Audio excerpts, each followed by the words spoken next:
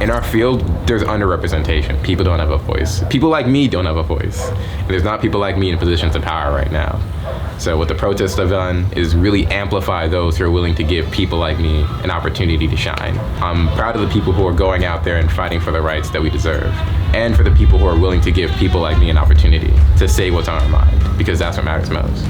I think that something that's very disheartening is when you look at the media and you look at the way that the protesters are portrayed. There's these rioters who are doing these horrible acts of violence, when really what you see is people who are standing up for themselves, because we haven't had those resources. We haven't had the ability to gain access to the things that people are looting or trying to spread a message through.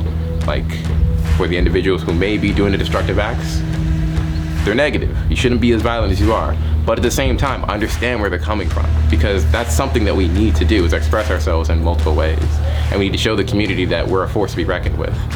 The next generation is gonna have a lot to do with the way that society changes these next few years. Something I'm very proud of is to be a young black male in this society, because I could see the influences from the older generations. And I could see the discrimination, the oppression, the level of negativity that they've had to face in every facet of what they've done.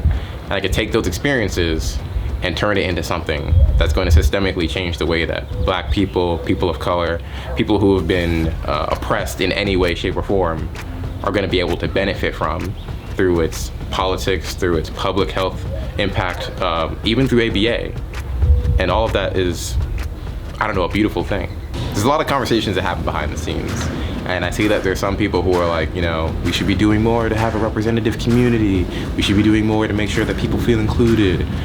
But there's no action being taken. And I think that's the biggest problem that I've seen in my community, at least, is that people are saying a lot, but they're not doing a lot.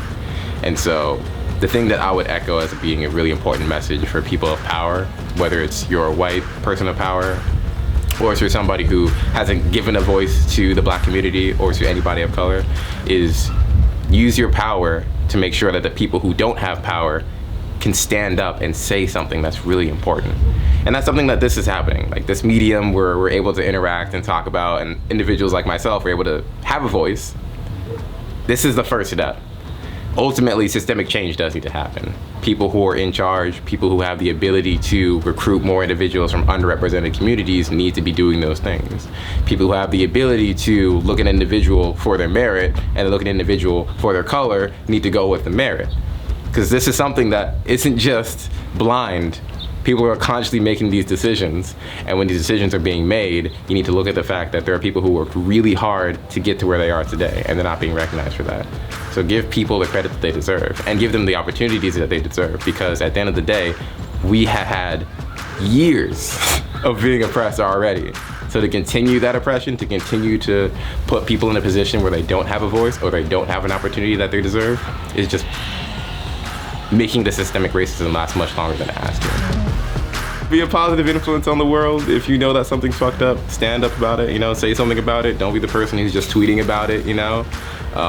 Actions speak louder than words, and that's especially true right now, is do something. Don't just talk about it, do something. My name's Adisa. Most people call me Adi. I am a research assistant at California State University Northridge. I'm also a graduate student in their Master's of Applied Behavior Analysis program.